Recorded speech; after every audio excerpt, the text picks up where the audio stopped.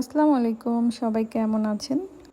আমি খুব জলদি যখন রান্না করি তখন সব মশলাপাতি একবারে কড়াইয়ের ভিতরে দিয়ে ভালোভাবে একটু নেড়েচেড়ে মাংসটা দিয়ে দিই।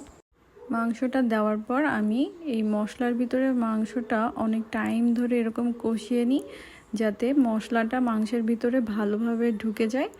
তাহলে এই যে দেখুন না, এইভাবে কষিয়ে একদম এরকম তেল বের হয়ে আসবে।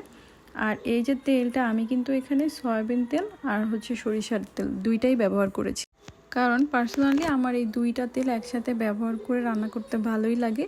একেবারে শুধু সরিষার তেলে অনেক ঝাঁজ থাকে, ওইটাও থাকে না, আবার সয়াবিন তেলটা দিয়ে এটা অ্যাডজাস্ট হয়ে যায়। তারপর একটু আলু দিয়ে দিলাম। আলু ছাড়া আমার একদমই চলে না, যে কোনো গোশে আমাকে গোশের সাথে এক পিস আলু হলেও দিতে হবে। বিরিয়ানিতেও আমার আলু পছন্দ। গোশ খেতে গেলে আগে আমি খুঁজি আলু, যে আলু আছে কিনা, আগে আমাকে আলু দাও। আর গোশের ভিতরে কিন্তু আমি 2 পিস এরকম রসুনও দিয়েছি। আমার কিন্তু রসুনও খুব পছন্দ, রসুনটা খেতে গোশের সাথে আমার ভীষণ ভালো লাগে।